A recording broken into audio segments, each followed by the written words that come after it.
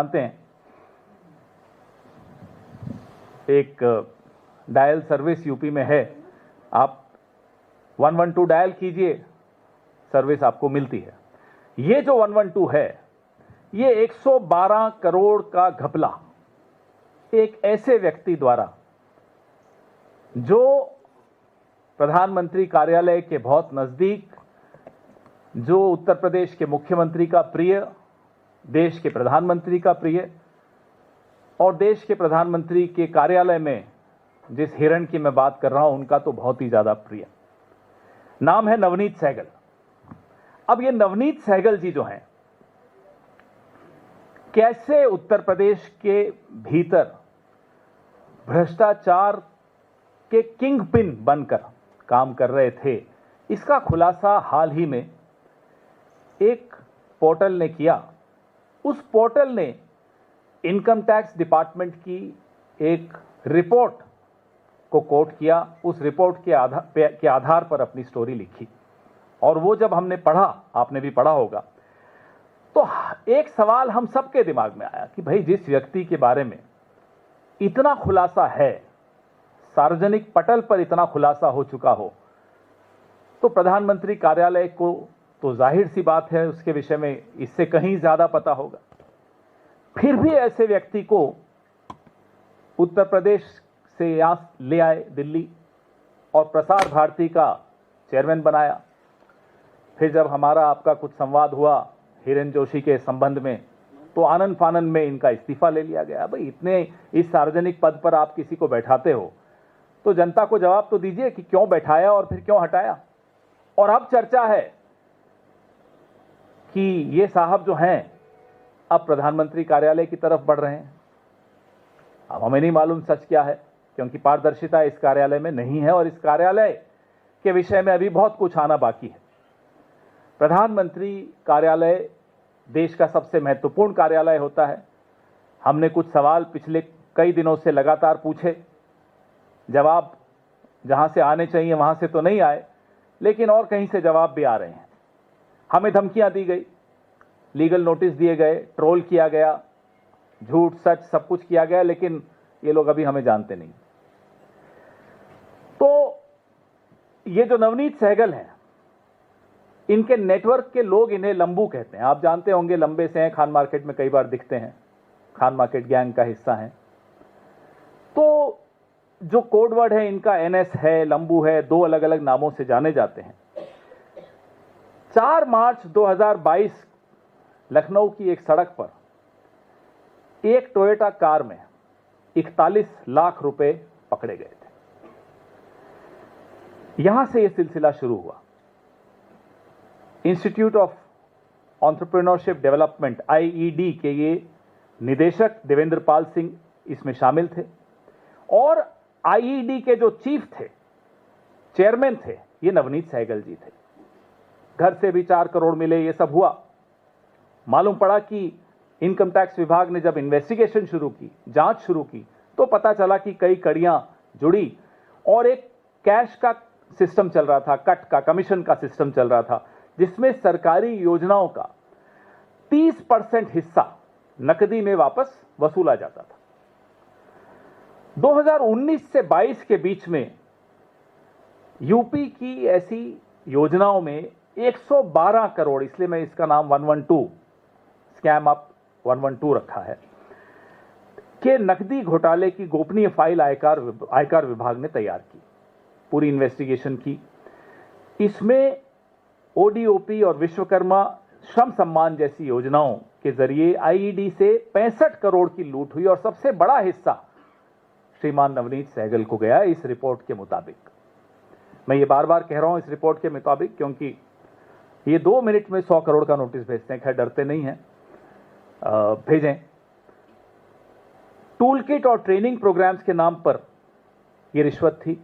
बड़ा हिस्सा नवनीत सहगल को मिला जो चेयरमैन थे। नकदी की डिलीवरी अलग अलग एजेंट्स के माध्यम से, कभी लखनऊ, कभी कानपुर, कभी नोएडा, कभी ग्रेटर नोएडा, कभी दिल्ली, अलग अलग जगह से ये उसकी वसूली करते थे। यही मॉडल यूपी कॉन में भी दोहराया गया, जहां 46 करोड़ रुपए इन्हीं योजनाओं से गबन किया गया।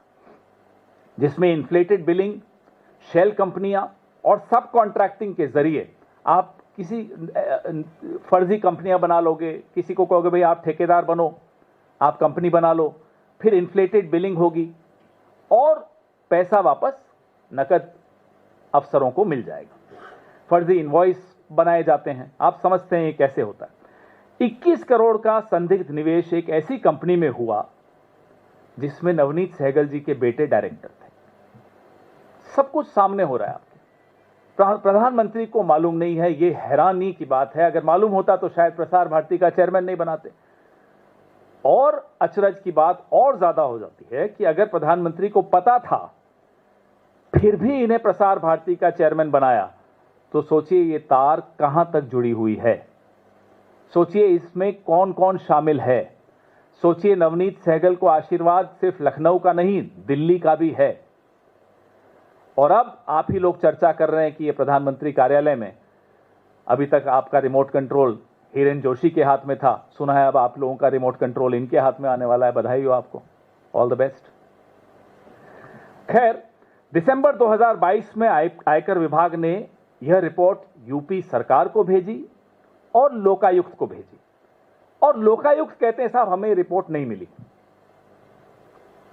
आप लोगों को तो तुरंत सुबह मैसेज आ जाता है, सुना है 12-15 एंकर्स के साथ कॉन कॉल भी होती, कॉन्फ्रेंस कॉल होती है कि आज राहुल गांधी पर यह हमला बोलना है, आज नेहरू जी के लिए यह बोलना है।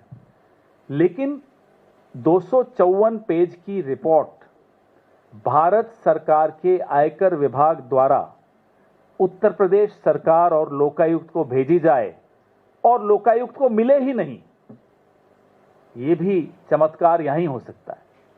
मोदी है तो मुमकिन है, यहीं संभव है ये। इसी आयकर अधिकारी कि मुख्तार अंसारी पर की गई रिपोर्ट बिजली की गति से सरकार के पास पहुंच जाती, जहां चाह वहां राह। लेकिन यह रिपोर्ट नवनीत सहगल वाली किसी बुलडोजर के नीचे ये शायद फाइल आ गई होगी। बुलडोजर बहुत चलते हैं यूपी में।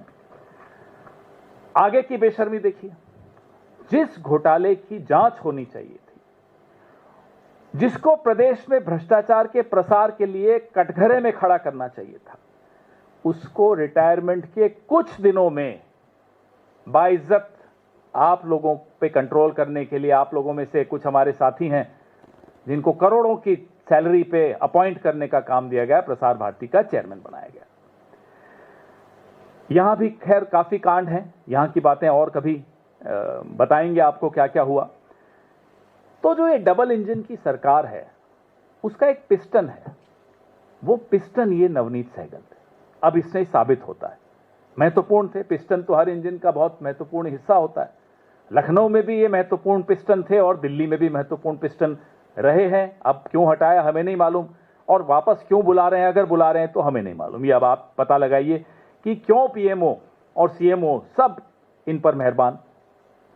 अब पीएमओ में क्या चल रहा है, ये कितना जानते हैं, कितना उसका हिस्सेदारी इनकी थी, क्या ऐप चल रही है, बहुत पात्र हैं। पीएमओ की कहानी लंबी है, बहुत जल्दी हम परतें खोल रहे हैं उसकी, क्योंकि अभी बहुत इंफॉर्मेशन आ रही है। ऐप में किसके परिवार के कौन लोग शामिल थे, बॉलीवुड के कितने लोग इस पूरे पीएमओ के प्रकरण में जुड़े हुए हैं, कितने उद्योगपति जुड़े हुए हैं, लंदन के, दिल्ली के, इंडिया के, अनेक सवाल हैं। लेकिन इन तमाम सवालों में कुछ कड़ियां कॉमन हैं। नवनीत सहगल उनमें से एक हैं। सबसे बड़ी जो भूमिका, जो सबसे बड़ा पात्र इस पूरे प्रकरण में, इस जंगल बुक में है, वो तो मैं आपको बता ही रहा हूं, हिरेन जोशी हैं। अभी हमें नहीं मालूम वो अंदर हैं बाहर हैं, आपको ज्यादा मालूम होगा। कहते हैं आपके पास आजकल मैसेज कम आ रहे हैं, मिस कर रहे होगे आप उन्हें। लेकिन जब ये परतें और खुलेंगी, ये देश हैरान हो जाएगा कि इस देश का सबसे बड़ा राजनीतिक कार्यालय किस तरह के लोगों के कब्जे में आ चुका है, और वो लोग किस तरह के लोगों के कब्जे में हैं। ऐसे ऐसे लोग जो विदेश में हवाला करते हुए हवालात में चले गए, वो लोग प्रधानमंत्री कार्यालय के इस हिरन के इतने नजदीक कैसे आए, ये देश की सुरक्षा का भी मामला है। वो ऐसा कार्यालय है जहां संदिग्ध लोगों को दूर रखना चाहिए, लेकिन वो कार्यालय संदिग्ध लोगों से भर गया है, संदिग्ध लोगों के कब्जे में आ चुका है। इसलिए ये खुलासे जरूरी हैं। इसलिए कितनी भी धमकियां आ जाएं, कितने भी नोटिस आ जाएं, ये खुलासे हम करेंगे। अब आपके सवाल।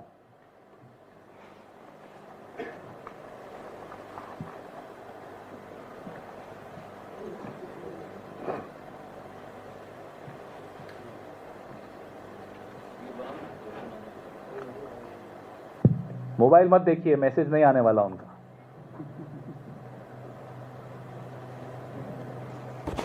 पूछिए पूछिए।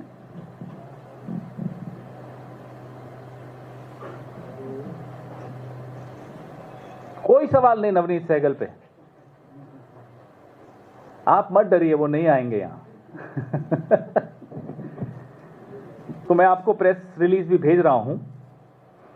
एक महत्वपूर्ण मुद्दा इसमें मैं से शायद रह गया कि 2018 और 20 के बीच में सहगल परिवार ने एक 17.5 करोड़ की प्रॉपर्टी खरीदी। एसडीपी इंफ्राकॉन प्राइवेट लिमिटेड नाम की कंपनी से खरीदी। ये जानकारी आज सुबह ही मुझे मिली तो मैं नहीं बता पाया। ये एक ऐसी कंपनी है जिस पे इनकम टैक्स विभाग को शक है कि एक शेल कंपनी। इसी दौरान यूपीकॉन, जिस सरकार का संस्था है, यूपी सरकार की, जिसके चेयरमैन नवनीत सहगल जी थे, यूपीकॉन इस कंपनी को किराया दे रहा था।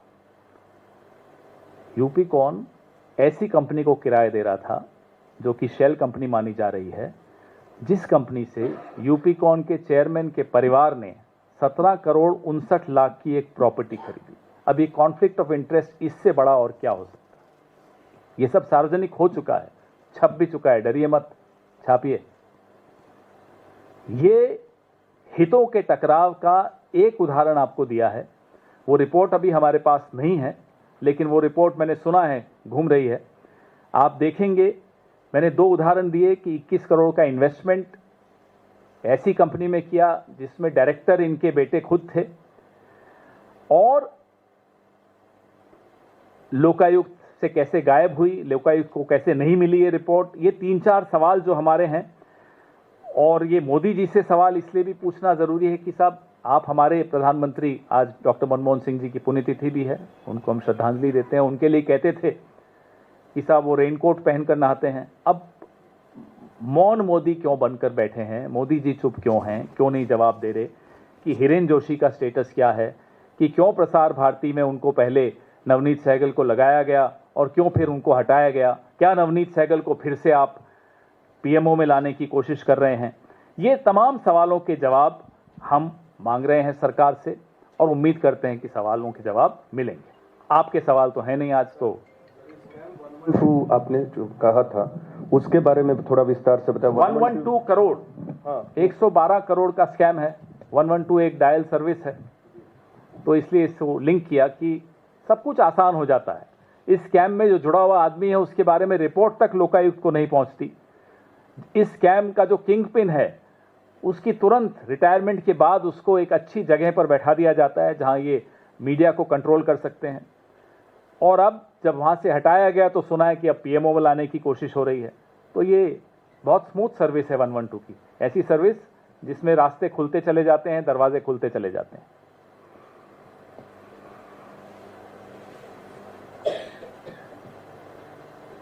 हो गया? Yeah, you can, but let's wait and watch कि अगर इस टॉपिक पे if people want to ask something, otherwise we'll come to other topics. ये सर पता चला है नवनीत सहगल की बेटी की कंपनी में 21 करोड़ का इन्वेस्टमेंट है, वो कौन सी कंपनी है जिसमें, या क्या वो सेल कंपनी है या जिसमें इन्वेस्टमेंट ये किया है? जो जिस पोर्टल में ये रिपोर्ट आई है उसमें ये डिटेल्स आपको मिलेंगे, और इनकम टैक्स की जो 254 पेज की रिपोर्ट है उसमें भी है ये। सीबीआई में भी इसकी जांच चल रही है। दूसरी कंपनी से इनके तार जुड़े हुए थे, तो ये घाटे में चल रही थी, उस कंपनी से रूट करा के पैसा, जैसा ये शेल कंपनीज में होता है, अलग अलग कंपनीज में होता है। तो लेकिन इस कंपनी के डायरेक्टर इनके बेटे थे। तो जो रुचिकर बात है वो ये है कि सीधा सीधा कॉन्फ्लिक्ट ऑफ इंटरेस्ट इसमें भी दिखता है।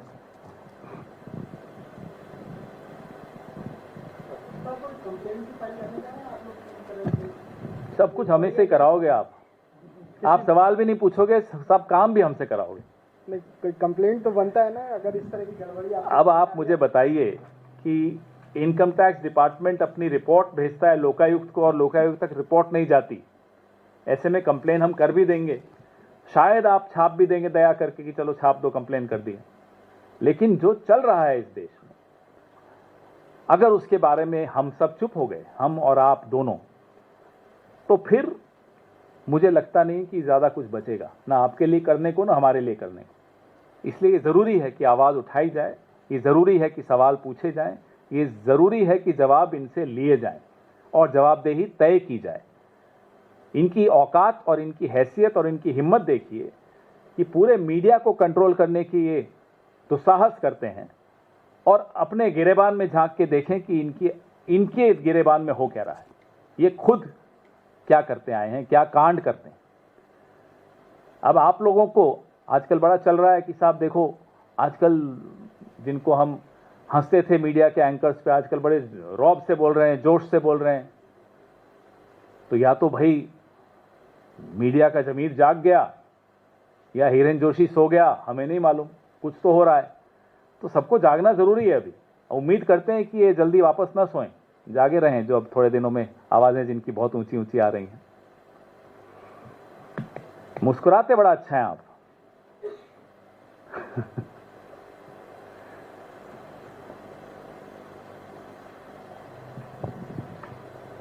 So, there are many assaults reported on various parts of India against Christians in relation with the Christmas celebration.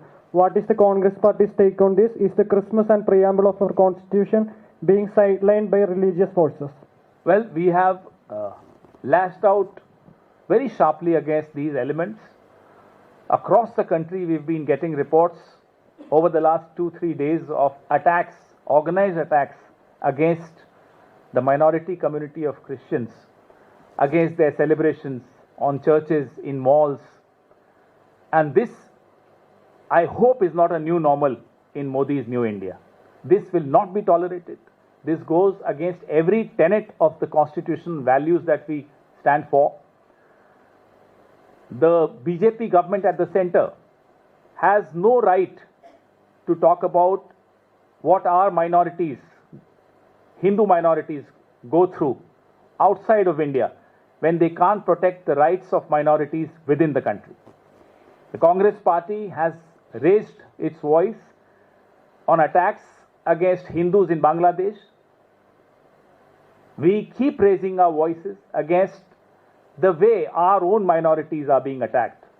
When it comes to our festivals, whether it's Hindu festivals, Muslim festivals, Christian festivals, everybody has a right to celebrate his or her festival the way he or she wants them to. But a very disturbing trend has been observed over the last few years.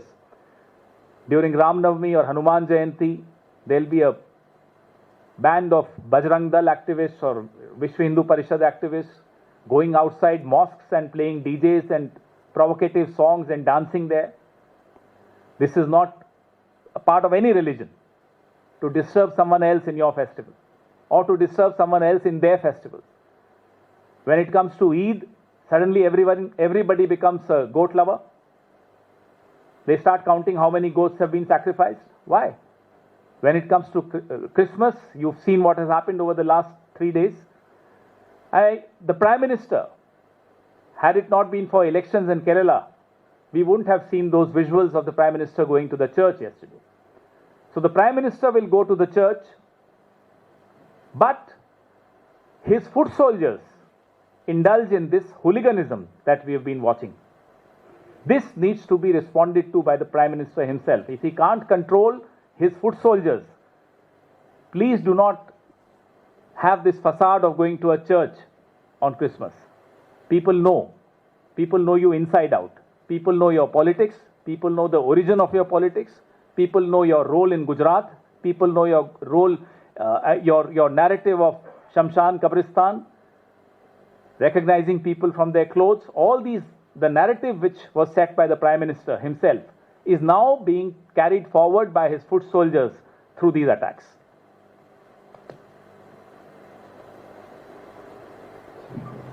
Sir, I have two questions. One of the rape survivor in Madhya Pradesh, she has attempted suicide. She has named the son of a BJP leader from Madhya Pradesh, and now she has attempted suicide. Do you believe that this is the lack of law, the right kind of action which needs to be taken in such kind of cases, that she has been forced to do this?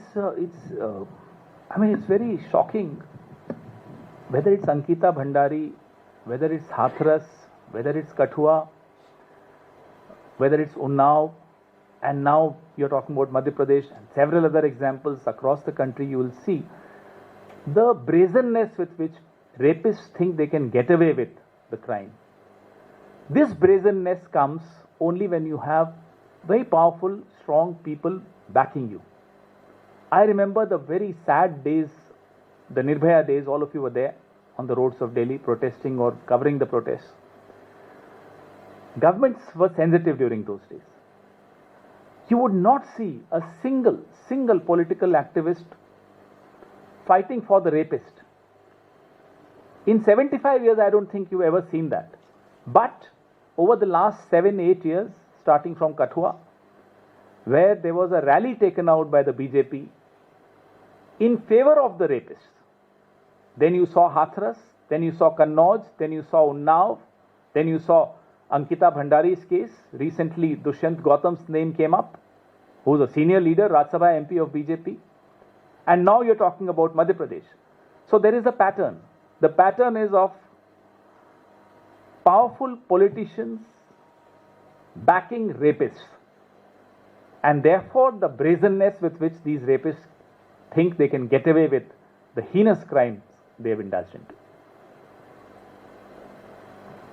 Sir, ये केवल अरावली के ऊपर जिस तरह से सरकार ने notify किया है कि कोई माइनिंग नहीं हो रही है, पहले सुप्रीम कोर्ट का आया जिसमें 100 मीटर का बैरियर उन्होंने दिया, किस तरह से देखते हैं ये पूरी जो कंट्रोवर्सी है? क्या सरकार वाकई में संजीदा है अरावली को बचाने को लेकर? आपको ये सवाल पूछने से पहले आप अपने आप से पूछते, क्या ये सरकार संजीदा है पर्यावरण को लेकर? अंडमान निकोबार आइलैंड्स हो, अरावली हो, इस सरकार की नजर हमेशा शॉर्ट टर्म गेन्स पे रही है कि कितना निचोड़ के पैसा मिल सकता है, पहाड़ों को खत्म करके, जंगलों को खत्म करके, जमीन का दोहन करके, जल का दोहन करके।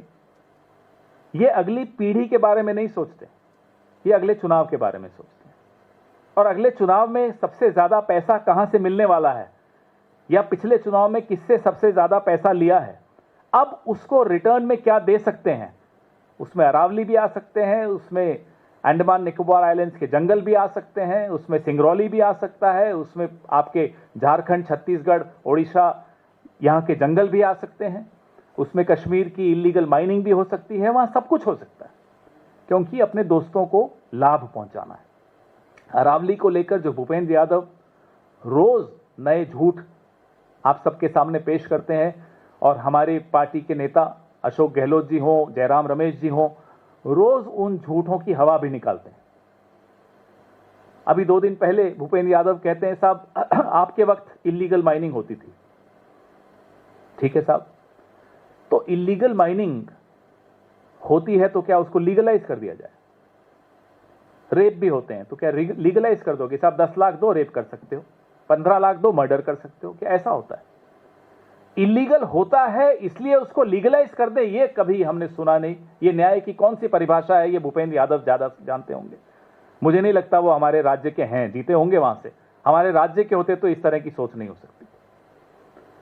राजस्थान में मैं ये मानता था, मैं था इसलिए बोल रहा हूं कि अब नहीं मानता हूं, किसी भी राजनीतिक दल का व्यक्ति हो, अरावली को लेकर संजीदा ही नहीं, भावनात्मक भी उसका रिश्ता होता है अरावली से। भूपेंद्र यादव का रिश्ता राजस्थान से सिर्फ वोट का रिश्ता है, दिल का रिश्ता नहीं है। अरावली पे जो उन्होंने स्टैंड लिया, इससे ये साबित हो जाता है कि ये सिर्फ यहां वोट लेकर सत्ता लेने आते हैं, उसके बाद यहीं जिस थाली में खाते हैं उसी में छेद भी करते हैं। यहीं के अरावली तबाह भी कर रहे हैं। अरावली पर आने वाले दिनों में हम अपनी पूरी रणनीति भी आपके सामने रखेंगे। हो गया? एक बार और पूछ लूं, नवनीत सहगल पे कुछ पूछना हो तो। हंस रहे हो, उनसे भी डरते हो क्या? अभी जंगल में सिर्फ शेर से डरना चाहिए, अब हिरन से भी डरोगे, गीदड़ से भी डरोगे, लोमड़ी से भी डरोगे तो कैसे काम चलेगा? ये तो खरगोश है, उससे भी डर रहे हो आप। धन्यवाद।